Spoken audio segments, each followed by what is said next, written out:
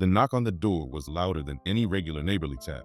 It was sharp, deliberate, like someone wanted to make a point before they even opened their mouth. Tanya Williams froze in the middle of her living room, her hand hovering over the TV remote. It was a warm Saturday morning in suburban Georgia, the kind of morning where birdsong floated through the air and the scent of fresh-cut grass slipped through the screen door. But the sound on her doorstep was anything but peaceful. Another knock. This time, followed by a voice. "Police! Open up!" Her heart jumped. She wasn't the type to panic easily. Tanya was a teacher, a mother of two, and a woman who had worked hard to build her family's place in this neighborhood. She knew the laws, knew her rights. But hearing those words at her door, without explanation, without warning, sent a cold shiver down her spine. Slowly, she approached the door, her bare feet brushing against the cool hardwood. Her fingers hovered near the knob, but she didn't turn it just yet. Through the peephole, she saw them. Two uniformed officers, standing stiff, arms crossed, eyes narrowed like they'd already decided something about her. "What in the world?" she whispered under her breath. She unlocked the door halfway, keeping the chain latch on, and spoke through the gap. "Yes? Can I help you?"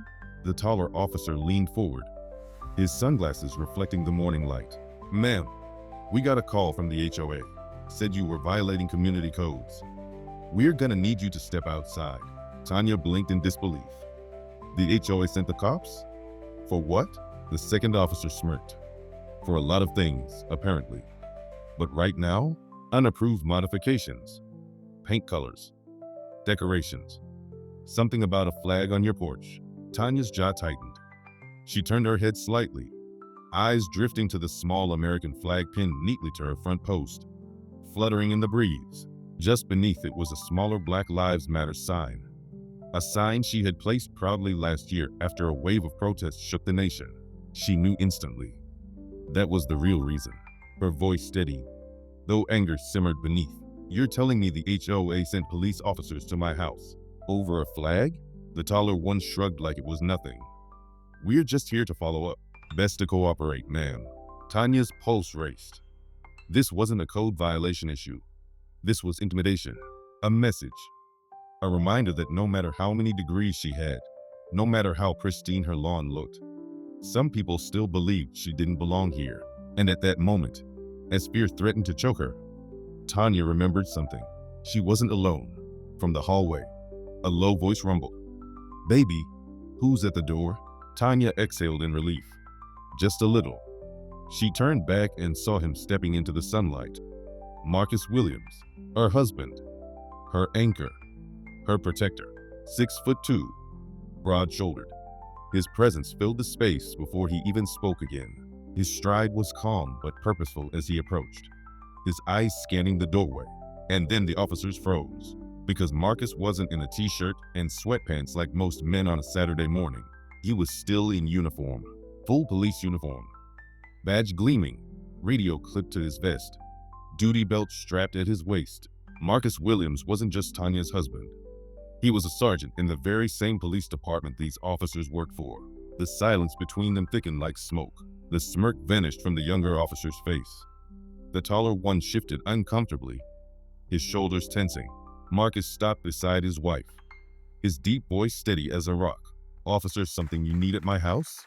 The taller one cleared his throat. Sergeant Williams, we didn't realize. That much is obvious." Marcus cut in, his eyes cold and unblinking. "So tell me again, why are you knocking on my wife's door like she's a suspect? Over a flag." No one spoke. The morning breeze carried only the rustle of leaves and the distant sound of a lawnmower. Tanya felt her chest tighten with a mix of pride and fury. Pride, because her husband's presence shifted the entire dynamic in seconds. Fury, because it took his badge, his authority, to make them pause. Marcus stepped closer, his voice lowering but sharper. "You better explain yourselves. Right now." The younger officer looked down, fumbling with his notepad. The taller one swallowed hard. Tanya watched their confidence drain, the way they glanced at each other, searching for words that wouldn't get them chewed out later.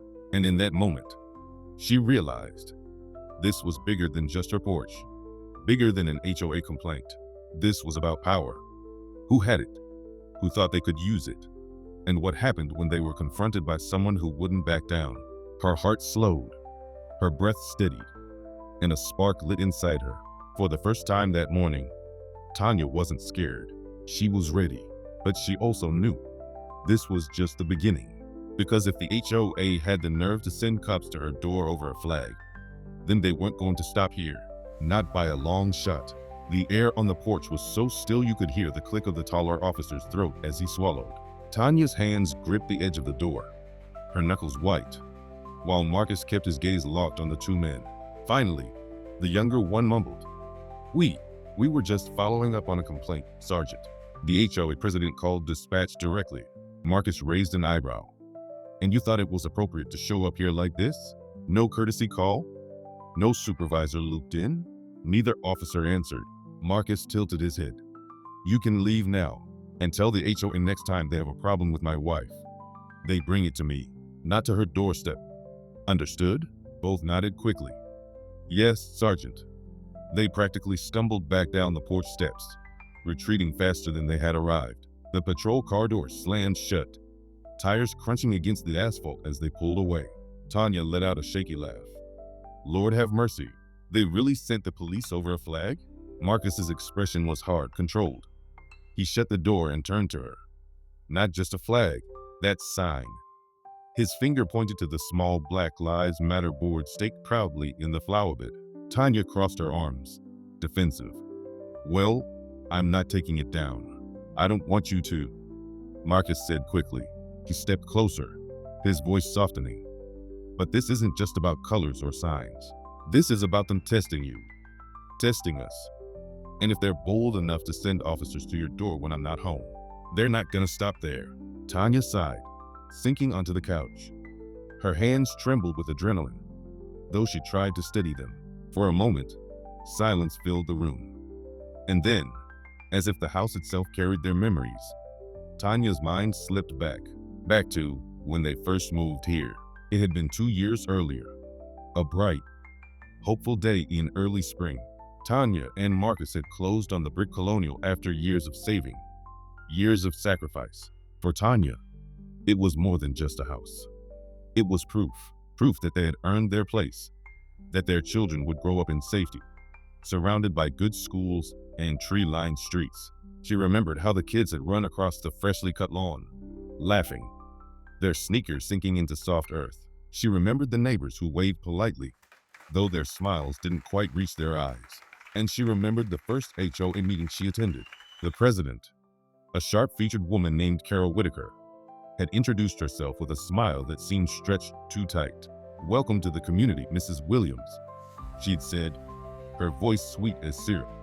"We like to keep our neighborhood uniform, consistent. I'm sure you'll understand."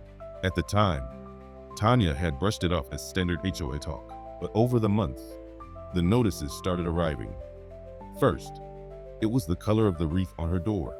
Then, the size of the planter on her porch. Then, the basketball hoop her kids had set up by the driveway. Always little things. Always petty. Always in writing. Marcus had urged her not to stress. "They're just trying to flex power. Ignore it." But Tanya couldn't ignore the pattern. Other houses had wreaths, bigger planters, basketball hoops that sat untouched by the HOA's pen. The only difference was skin color. Her memory faded back into the present. Tanya rubbed her temples. "I knew this was coming, Marcus. I could feel it. They've been looking for a reason." Marcus sat beside her, his presence grounding her. "Then we're gonna be ready. No more playing nice. If they want to fight, they're gonna see what it looks like when they try this with the wrong family." Tanya smiled faintly, his confidence seeping into her. But before she could respond, the doorbell rang. Both of them stiffened. Marcus rose to his feet slowly, his boots heavy against the floor. He peered through the peephole. Not police this time. It was Carol Whitaker herself, standing prim and proper in her pressed khakis and pastel sweater, a clipboard clutched against her chest. Marcus muttered, "Of course." He turned to Tanya. "You want me to handle this?" "No," Tanya said, standing tall, brushing off her nerves. "This one's mine." She opened the door. "Morning, Carol." Carol's smile was tight, rehearsed. Mrs. Williams, I see you've had visitors. I do apologize for the inconvenience, but we really must discuss your display. Tanya leaned against the frame, arms crossed. You mean my flag? Or the sign that says Black Lives Matter? Carol's lips twitched. It's not about what it says. It's about community standards. Our bylaws clearly state. I've read your bylaws. Tanya interrupted, her voice calm but firm. And they say nothing about small lawn signs. Nothing. Carol's eyes flickered, just for a second. She recovered quickly. Well, the board has voted, and we believe it violates the spirit of the rules. It disrupts the visual harmony of the neighborhood. Tanya tilted her head. Visual harmony? Carol nodded, pressing her lips together. We'd prefer you remove it voluntarily. Otherwise, well, you saw how quickly matters escalate. The threat hung heavy between them. From behind Tanya, Marcus stepped into view, still in full uniform. Carol's eyes widened. Mrs. Whitaker, Marcus said smoothly, his tone professional yet edged with steel. You sent officers to intimidate my wife over a lawn sign? Carol stammered. Oh, Sergeant Williams, I didn't realize you were home. You didn't care if I was home. Marcus replied coldly. You thought you could pressure her while she was alone. Carol shifted uncomfortably, clutching her clipboard tighter. It's not personal, Sergeant. It's about consistency. We treat everyone the same. Tanya's laugh cut through her excuse. Sharp, unamused. No, you don't, and we both know it. Carol's smile faltered. For the first time, she had no ready comeback. Tanya stepped forward, her eyes blazing. You can write all the notices you want. You can call all the meetings you want. But that sign isn't coming down. And if you ever send the police to my door again over your personal prejudice, I'll make sure every lawyer in this city hears about it. Do we understand each other? Carol blinked, her face tightening into a brittle mask. She gave a stiff nod, murmured something about further discussion, and turned on her heel. The Williams stood together in the doorway, watching her march back down the path. Tanya exhaled, her chest rising and falling. That was the first shot fired. Marcus nodded slowly.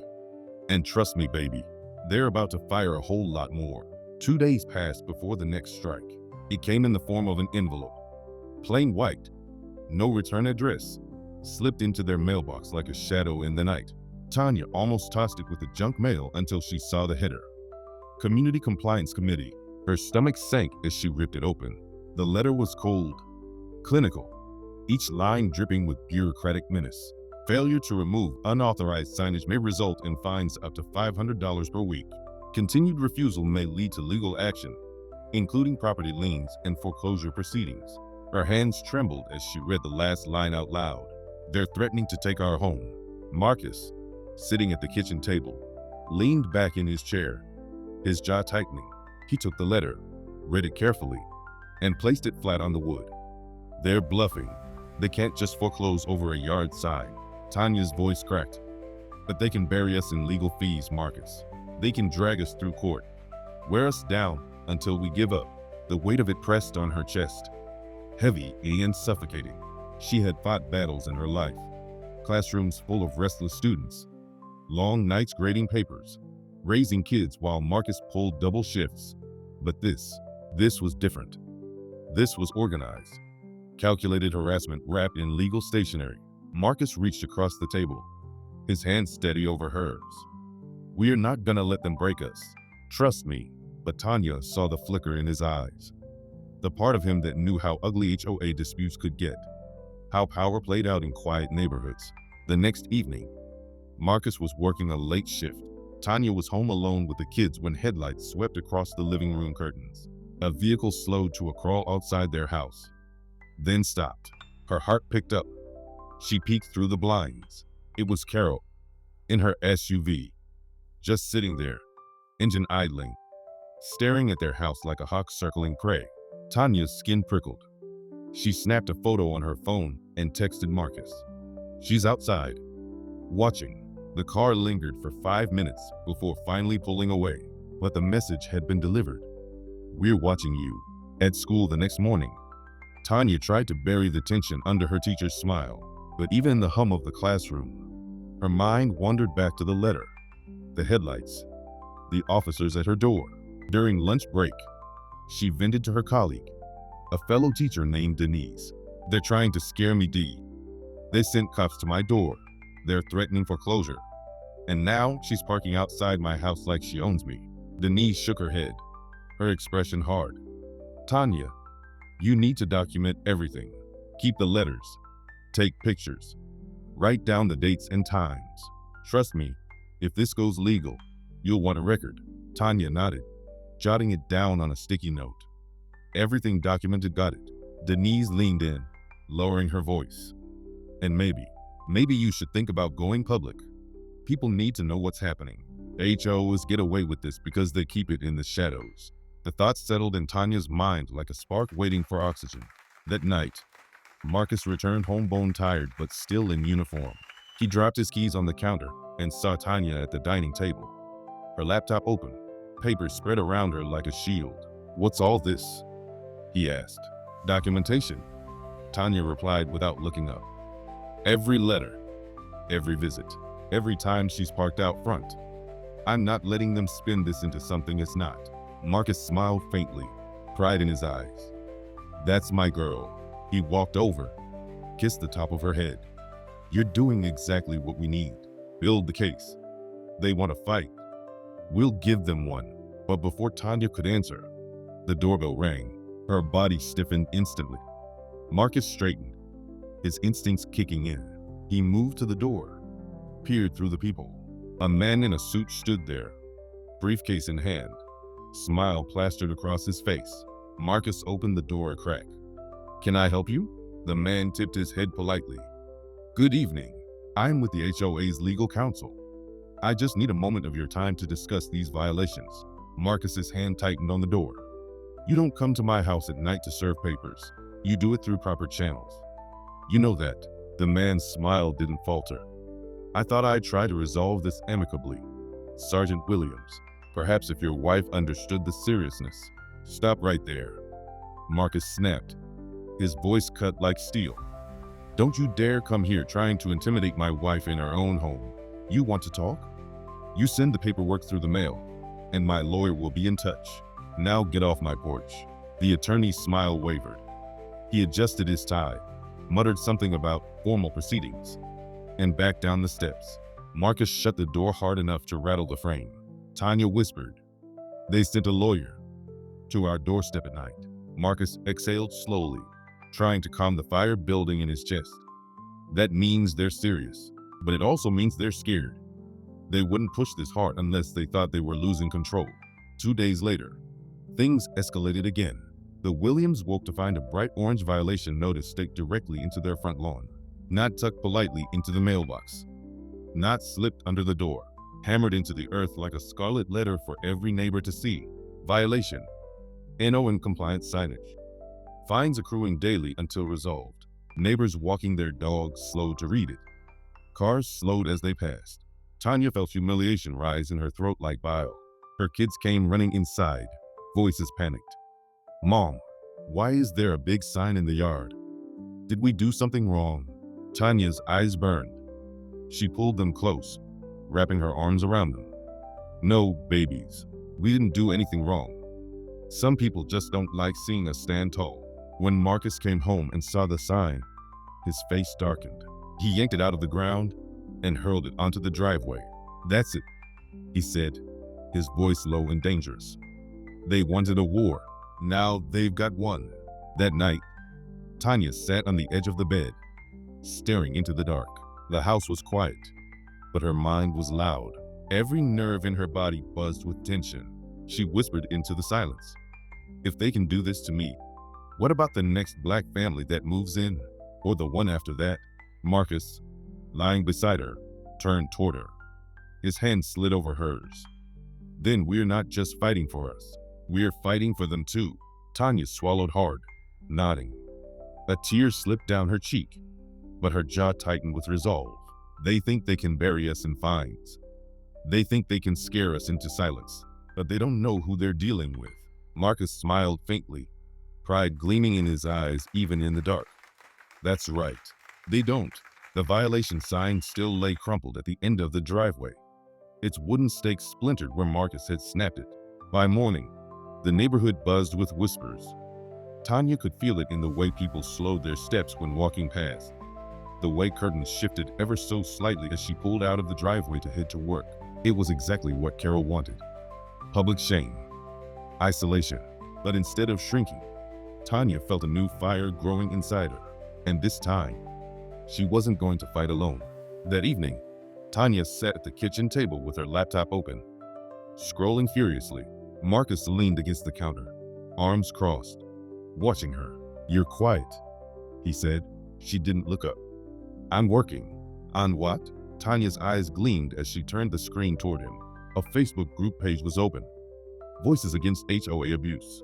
Posts from across the country filled the feed. Families fined for flower pots. Veterans told to remove American flags. Retirees harassed over wheelchair ramps. "They're not just harassing us, Marcus. This is everywhere. People are sick of it." She leaned closer, lowering her voice. "I think it's time I tell our story." Marcus's brow furrowed. "Going public is risky. Once it's out there, you can't take it back." "Are you sure?" Tanya sat up straighter. "They want me to feel small, like I should be ashamed.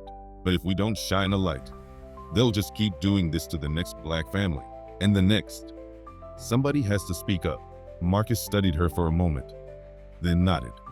"All right, but if you're doing this, we do it right.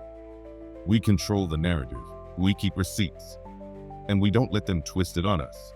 That weekend, Tanya recorded a video in their living room. The camera was steady, the lighting simple. No theatrics, just her, speaking directly into the lens. "My name is Tanya Williams. I live in a neighborhood where the homeowners association has decided that my family doesn't belong. They've sent the police to my door. They've threatened foreclosure. They've hammered violation signs into my yard for everyone to see. And do you know why?" She held up the small Black Lives Matter sign, her hands steady.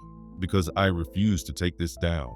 Her voice wavered at first, but then it grew stronger, steadier, pulsing with conviction. "I'm a teacher. I raise my children to respect others. My husband is a police sergeant who risks his life to protect this community. And yet we are treated like criminals in our own home because we dare to say that our lives matter. I'm not taking this sign down. Not now. Not ever." She ended the video with a simple, powerful line. "If you believe justice should live here too, stand with us." Marcus posted it to his own account.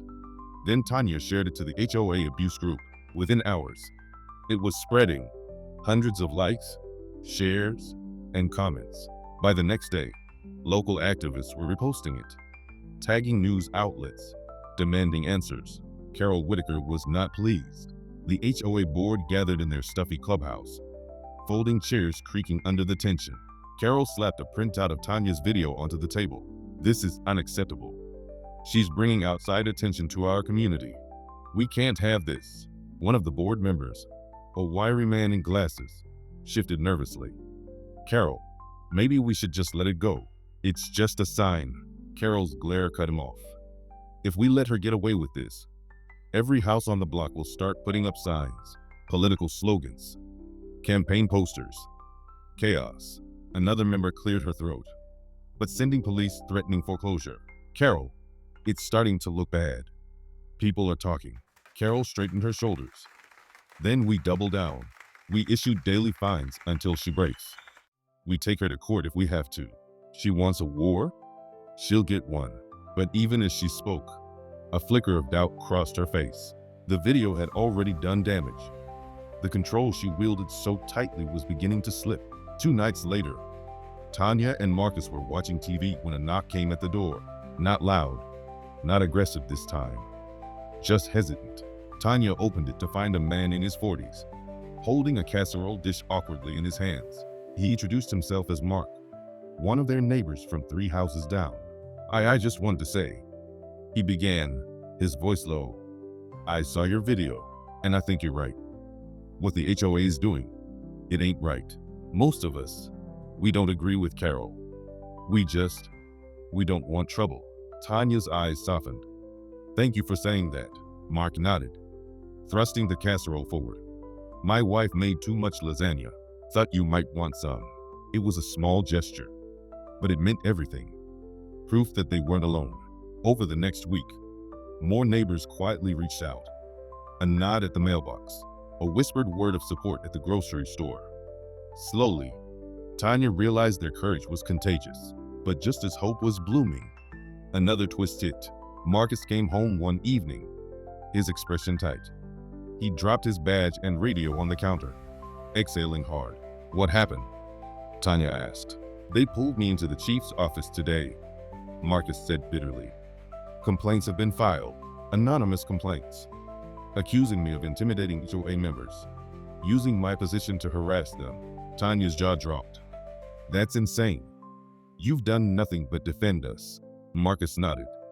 I know, but anonymous complaints can stick.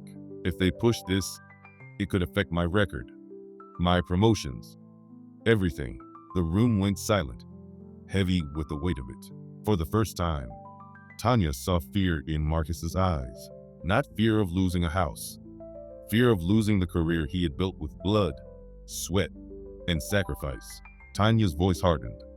So that's their game now. They couldn't scare me, so they're coming after you.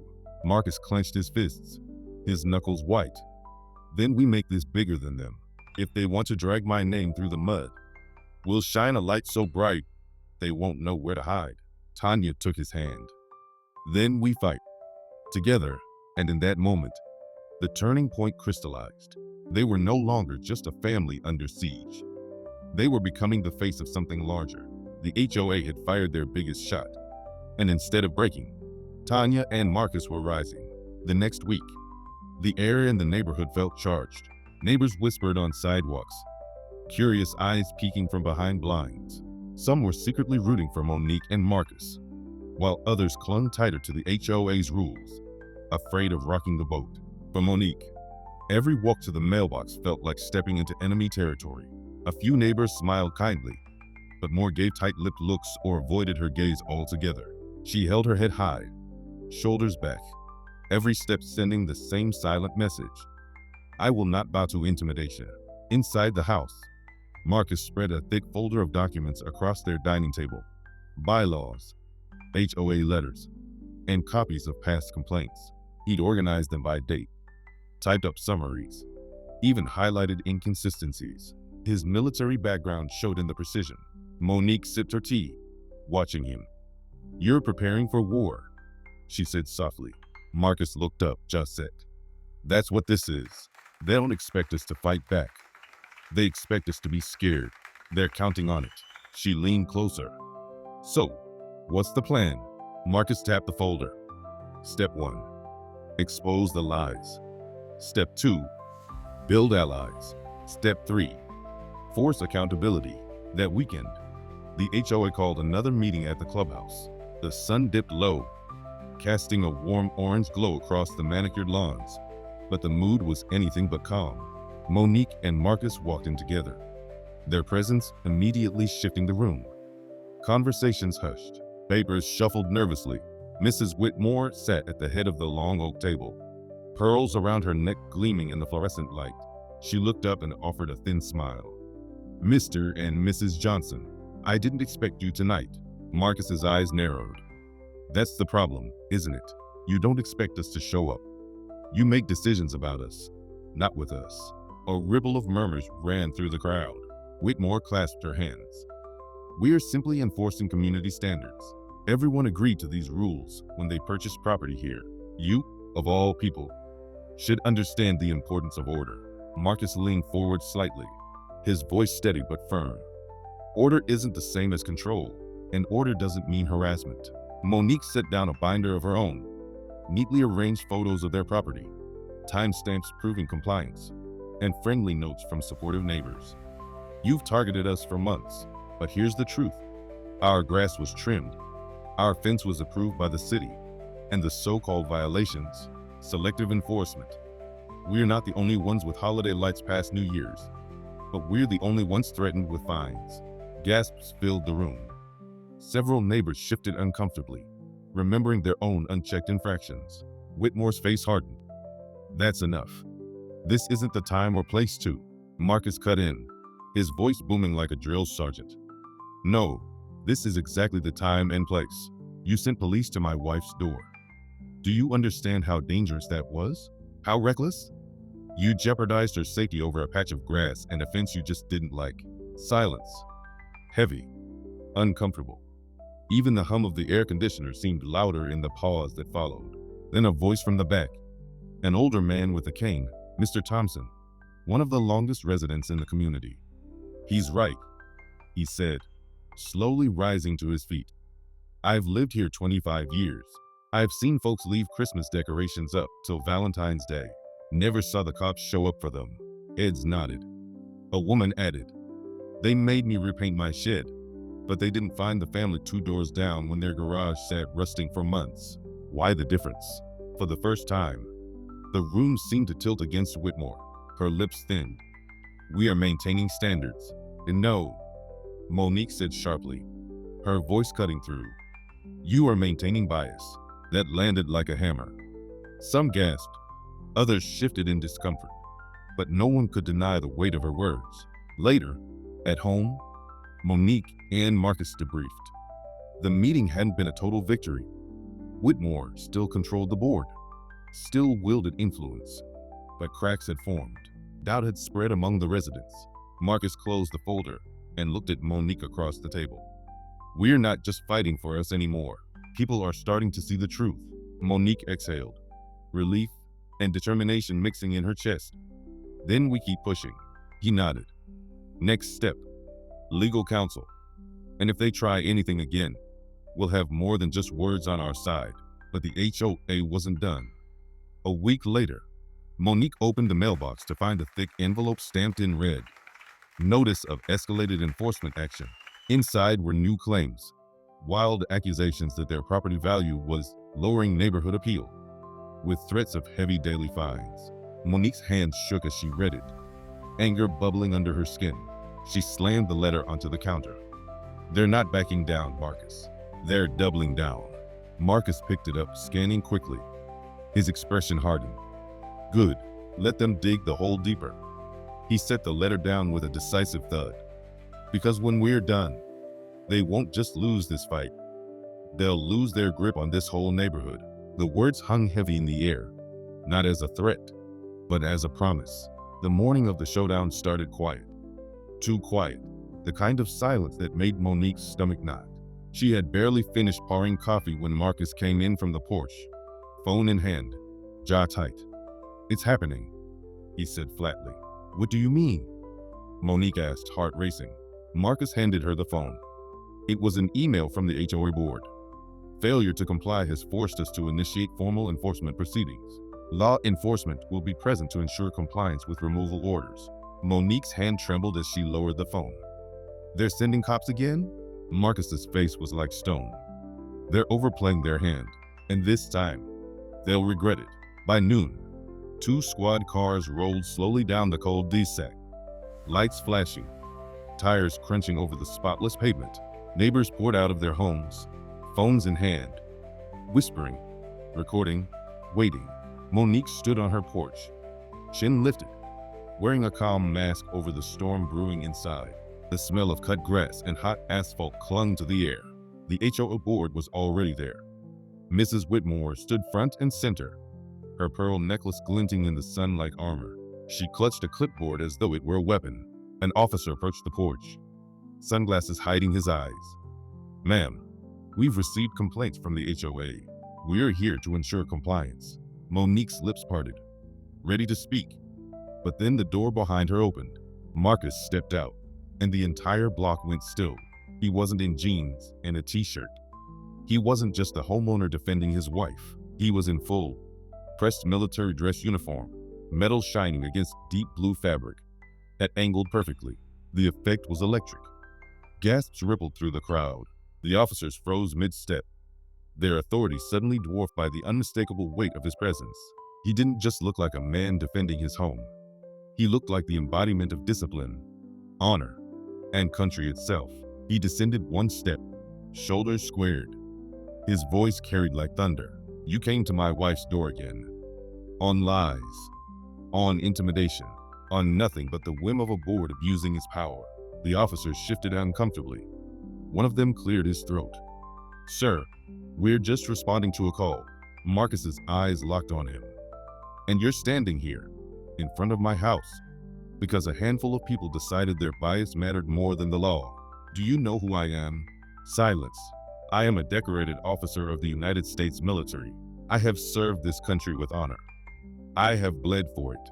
And now you're telling me my wife, the woman who holds this home together while I serve, is unsafe because a few neighbors don't like how our lawn looks?" His words cut like steel. Neighbors murmured. Phones captured every second. Mrs. Whitmore tried to interject, her voice shrill. "This isn't about race. This isn't about intimidation. This is about..." Marcus wheeled on her, voice sharp. "This is about harassment, about targeting, about sending police to a black woman's door when you know what that means in America today." The crowd fell utterly silent. The officers looked away, shame heavy in their posture. Monique felt her chest tighten, tears pricking her eyes, not from fear this time, but from the raw power of truth laid bare in the daylight. Marcus pulled a folded packet from under his arm, the folder he'd been preparing for weeks. He held it up high for all to see. "These are the records. Proof of selective enforcement. Photos, dates. Every violation ignored when it wasn't us. And today, you all get to see what happens when power is abused." He handed the packet to the officer, who glanced at it, then back at Whitmore with clear doubt in his eyes. Whitmore's mask cracked. Her hands trembled as she clutched her clipboard. This is a misunderstanding," she stammered. "No," Marcus said, his voice booming so loud it seemed to shake the porch beneath them. "This is the end of your reign of intimidation." The neighbors erupted in chatter. Some cheered softly. Some shouted, "That's right, and tell it." Cameras zoomed in, catching Whitmore's paling face, the officer's uncertainty, Marcus's shining metals glinting under the sun. The HOA board members behind Whitmore shuffled nervously, their confidence evaporating. Finally, one officer spoke, voice hesitant but clear. "Ma'am, unless you have legal grounds beyond this, I can't enforce what you're asking. This looks like a civil dispute, not a criminal matter." Whitmore's mouth opened, then shut. No words came. And just like that, the cops stepped back.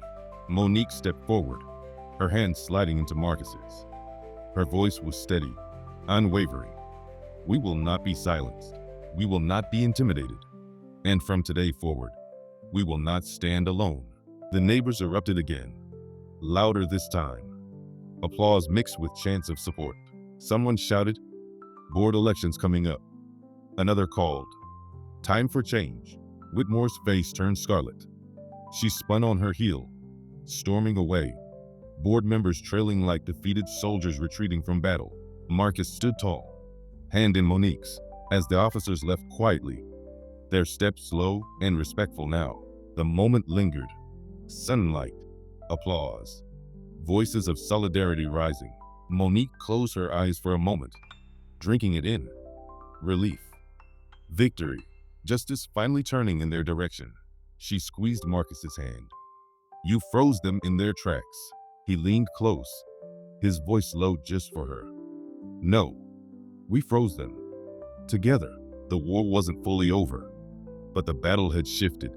For the first time, Monique felt the neighborhood wasn't just watching. They were with them. And Whitmore? She was on borrowed time. The night after the confrontation, the Johnsons' home felt different. The air was lighter, the rooms quieter. Even the shadows seemed softer. For the first time in months, Monique slept soundly, her body finally releasing the tension that had clung to her shoulders since the HOA first came knocking. Marcus, though, stayed awake long after she drifted off, lying in bed with his eyes fixed on the ceiling. He replayed the moment, the flashing lights, the officer's hesitation, Whitmore's mask cracking. He felt pride, yes, but also a heavy awareness. Their fight wasn't just personal anymore. It was bigger than them. By morning, proof of that truth arrived on their doorstep. When Monique opened the front door, she found a neatly wrapped plate of cookies sitting on the welcome mat, a folded note tucked beneath the foil. She picked it up, eyebrows furrowed. The handwriting was elegant, almost old-fashioned. We're with you. Thank you for standing up for what's right. The Thompsons. Her heart swelled. She called out, Marcus, come see this. He joined her, scanning the note. A faint smile tugged at the corner of his mouth. Looks like the tide's turning. And it wasn't just the Thompsons. Over the next few days, neighbors stopped by quietly, some offering small tokens, a pie, a plant, even just a handshake. Others slipped notes under their door, expressing gratitude and support. One woman, Mrs. Hernandez, stood at the edge of the driveway, clutching her cardigan. I wanted to say, thank you, she said softly. They fined us last year for a swing set my grandkids loved. We didn't fight it. We just paid. I wish we'd had your courage. Monique hugged her tightly. It's not just courage. It's community. And if we stand together, they can't keep bullying us. But as support grew, so did the resistance. Whitmore wasn't the type to slink away quietly. Flyers appeared in mailboxes, filled with language about maintaining order and preventing chaos. At one corner of the flyer, in bold letters, do we want outsiders changing our community?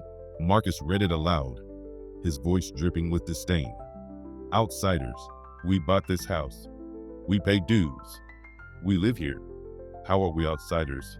Monique clenched her fists. Because we don't look like her. That's all it's ever been. Marcus tossed the flyer onto the counter. Let her dig deeper. The more she shows who she really is, the faster people will turn. Still, the smear campaign had its effect. Some neighbors who had once smiled now looked away again, torn between fear and solidarity. The battle lines in the community were drawn sharper than ever. Then came the board meeting notice, a special session, scheduled for the following week. The flyer made it sound routine, but everyone knew what it really was. Whitmore's attempt to reassert control, to rally her shrinking base, and maybe, just maybe, push for drastic action against the Johnsons. Marcus and Monique sat at their dining table, the notice between them. Monique's voice was steady but quiet. She's not giving up. If anything, she's coming harder. Marcus nodded. Good. Then we'll be ready. This time, it won't just be us. People are watching now. They've seen the truth. He flipped open the folder again. The page is now thicker with new notes and testimonies. We'll take this fight to the boardroom, in front of everyone.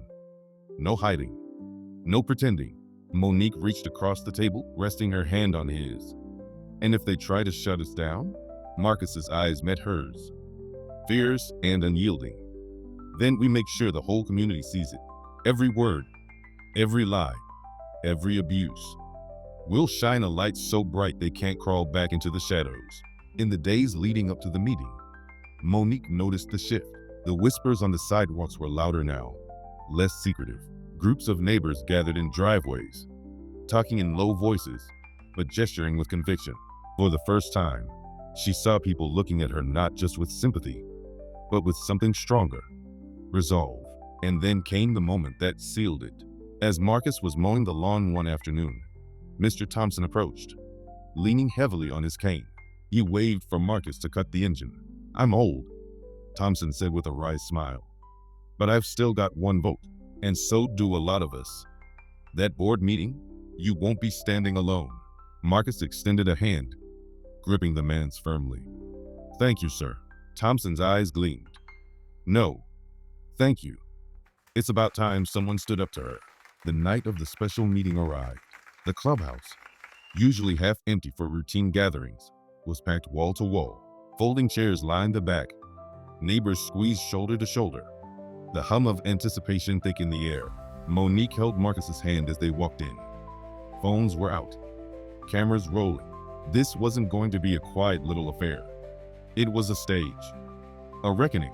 Whitmore sat at the head of the board table, pearls perfectly in place, smile stretched tight, but her eyes betrayed her, darting nervously at the size of the crowd. The energy in the room, the cameras waiting to catch every misstep. Marcus leaned down to whisper in Monique's ear. This is it. Tonight, the mask comes off.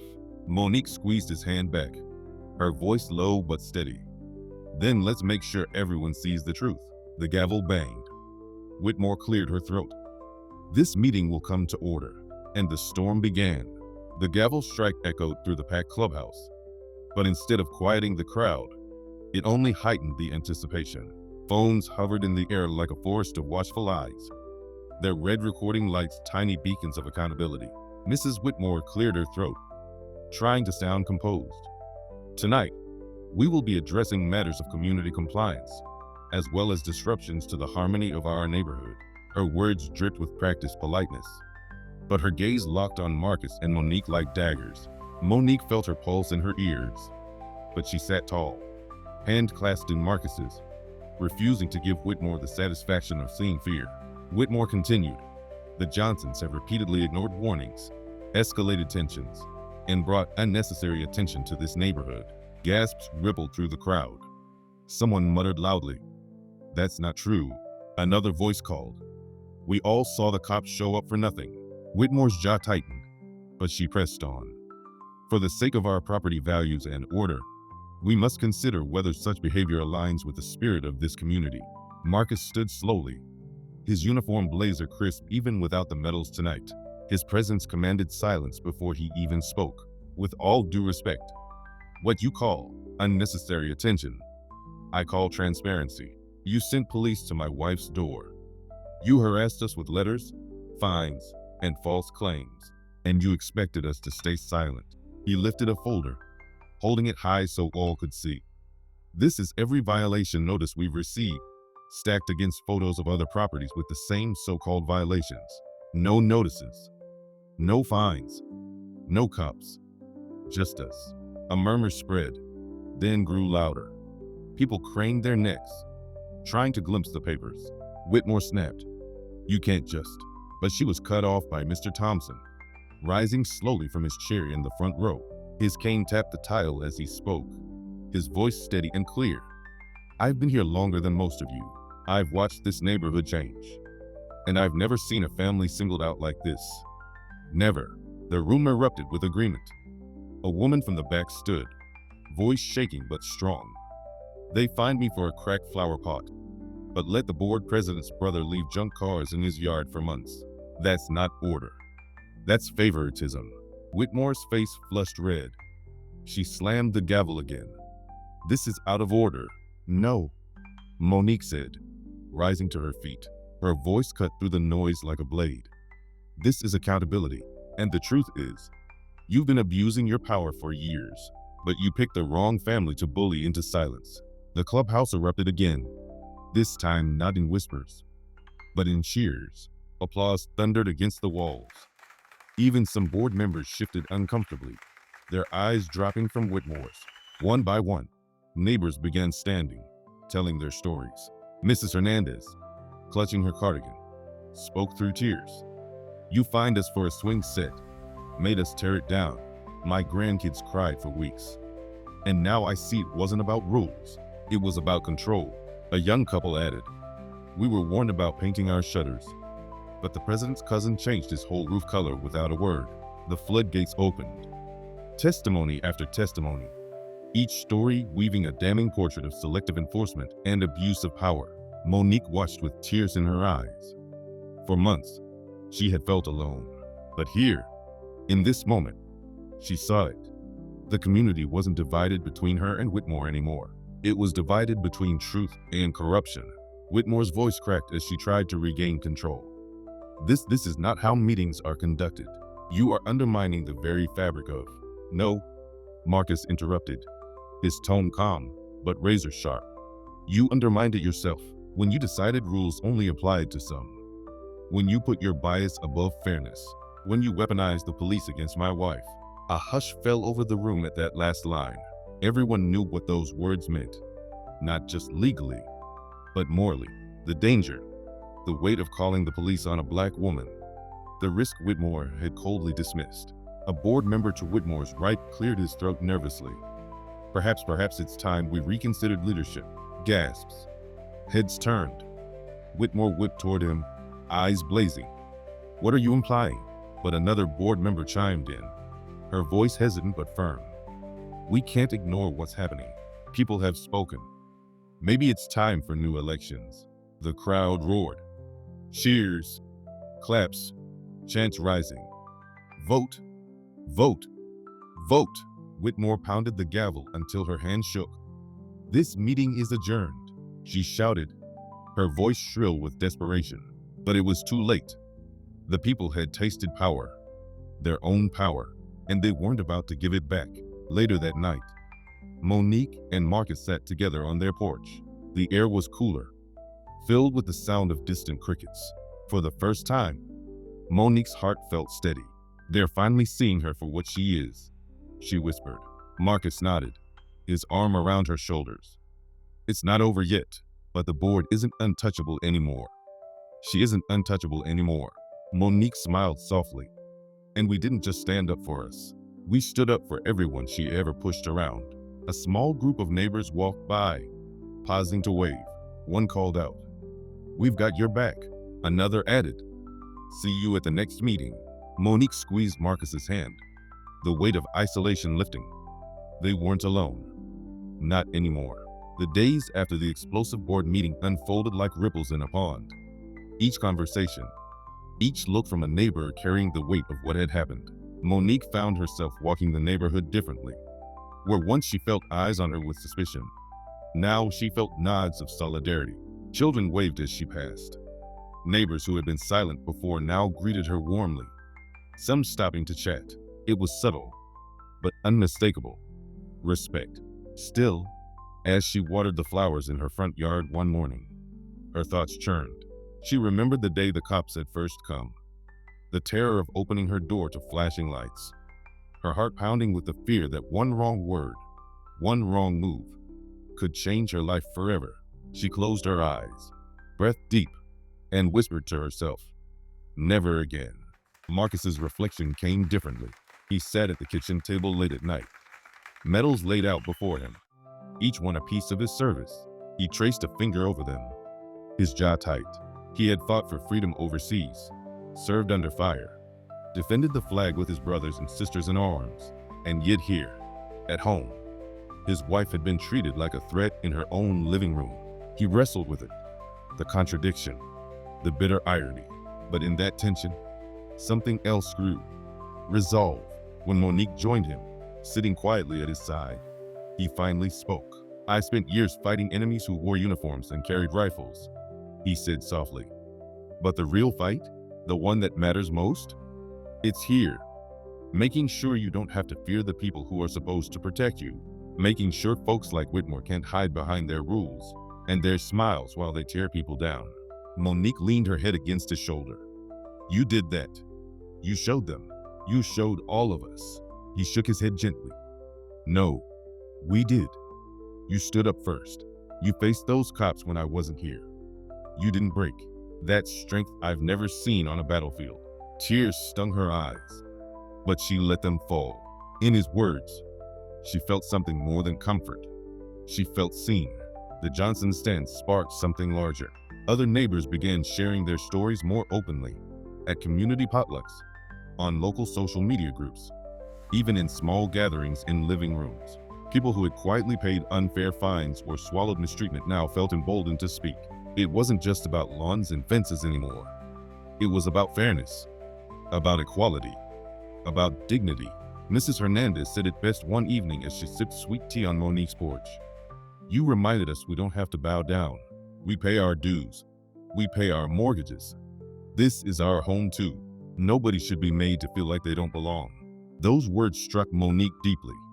For months, she had carried shame like a hidden weight, wondering if she was overreacting, if maybe she was just imagining the bias. Hearing her neighbors say it aloud confirmed what she already knew in her bones. This wasn't just her fight, it was everyone's. The HOA board eventually announced an emergency election. Whitmore tried to spin it as routine leadership renewal, but no one was fooled. The community had tasted accountability, and they weren't letting it go. Marcus chose not to run for a seat himself. He didn't want power. He wanted change. Instead, he and Monique quietly supported candidates who promised fairness, transparency, and respect. And when election day came, the clubhouse was filled with more voters than anyone could remember. People came not just to cast ballots, but to make a statement. The days of fear and silence were over. When the results were announced, Whitmore's name was nowhere on the new board. She slipped out quickly, pearls tight around her neck, her smile brittle, but no one followed. No one begged her to stay. She was gone, and the community exhaled. But for Marcus and Monique, the victory wasn't about Whitmore's fall. It was about the lessons left behind. One night, as they sat together on the porch swing, the stars glittering overhead, Monique broke the silence. "You know what scares me?" she said softly. Marcus glanced at her. "What's that?" "That it could happen again. Somewhere else. To another woman. To another family. Maybe they won't have the support. Or the proof. Or," her voice cracked, "or a husband who walks out in uniform and freezes everyone in place." Marcus reached over, taking her hand. "You're right. It could, and it will. Unless more people stand up like you did. Unless we remind folks that rules are meant to guide, not to control. That communities are supposed to lift people, not tear them down." Monique looked at him, her heart swelling with love and pride. "So maybe that's our legacy. Not just surviving this, but making sure our story is told, so others know they're not alone." Marcus smiled, slow and steady. "Then let's tell it, loud enough that no one can ignore it." And so they did. The Johnsons shared their story at church gatherings, at local meetings, even in interviews with a neighborhood blog. Each time they spoke, the same message rang out. Stand your ground. Demand dignity. Don't let fear silence you. Their home, once a target, became a symbol, a place where neighbors gathered, where kids played freely, where people of all backgrounds felt welcome. It wasn't perfect. There were still whispers, still some who resisted change, but the power had shifted. The silence had broken, and for Monique, that was everything. She no longer feared the sound of a knock on the door. She no longer felt like an outsider in her own home. She was rooted, seen, respected. Their fight had cost them peace for a time, but in the end, it had given them something greater. Legacy. The Johnsons never set out to make history in their quiet neighborhood. They only wanted peace. A home where their children could laugh without fear, where Monique could plant flowers without judgment, where Marcus could rest his weary bones after years of service. But life had other plans. And sometimes, it's in the smallest battlegrounds, a lawn, a fence, a petty HOA fine, that the deepest wars of dignity are fought. In the weeks after Whitmore's departure, Monique and Marcus reflected on how far they had come. The memory of those first humiliating encounters still stung. The violations that were nothing more than excuses. The night the police lights flashed against their walls, turning their sanctuary into a stage of suspicion. And yet, those wounds now carried a different weight. Not just pain, but proof that they had faced the storm and survived. One evening, Monique journaled quietly, the lamplight soft on her face. Her pen moved slowly,